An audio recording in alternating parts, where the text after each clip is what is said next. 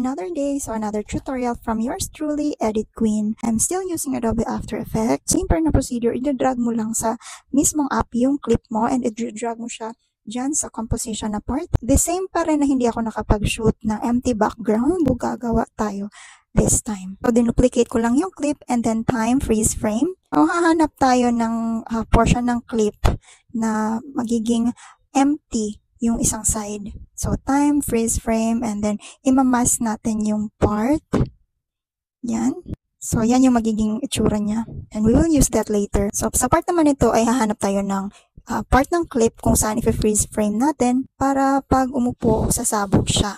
And makikita nyo yung mga scattered parts. Kaya kailangan natin ng empty background sa bottom layer ng mga clips. So, ito na yung napili ko na i-freeze frame natin. So, without this clip, ganito yung magiging itsura niya. So, ang gagawin na lang natin ay magka-create tayo ng mga scattered body parts. So, duplicate the clip and then, ganun pa rin, time, freeze frame, and then click the mask tool.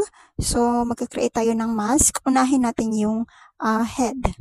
And after that, make sure na yung clip mo naka-motion blur siya. Sa part naman na ito ay ilalagyan natin ng keyframes, yung original position ng clip. And make sure naka 3D din siya aside sa motion blur. So, since meron na tayong keyframe, so ida-drag mo na lang kung saan mo gustong mapunta yung clip. And then once naka-keyframe na yung first part mo, automatic na magtatanggap or masaset na niya yung keyframe sa last destination ng iyong clip. So, tapos na tayo sa head. Dito naman tayo sa arm. So, the same procedure pa rin. Imamask mo and make sure it's another clip.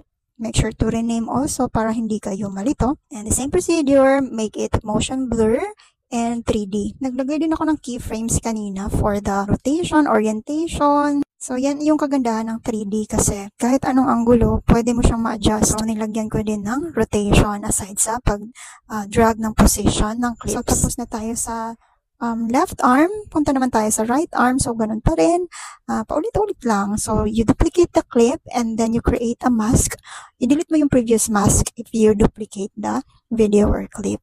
And then motion blur, and then 3D, and make sure naka-keyframe sa first part, and then ilang seconds is i-drag mo yung naka-mask and naka-freeze frame na arm. The same clip pa rin ito, naka-freeze frame na siya. And ngayon naman is yung upper body part ko. So, the same lang talaga ang procedure. Ang importante lang talaga is alam mo yung ginagawa mo and you understand what you are doing. Kaya, basic is really important pagdating sa editing.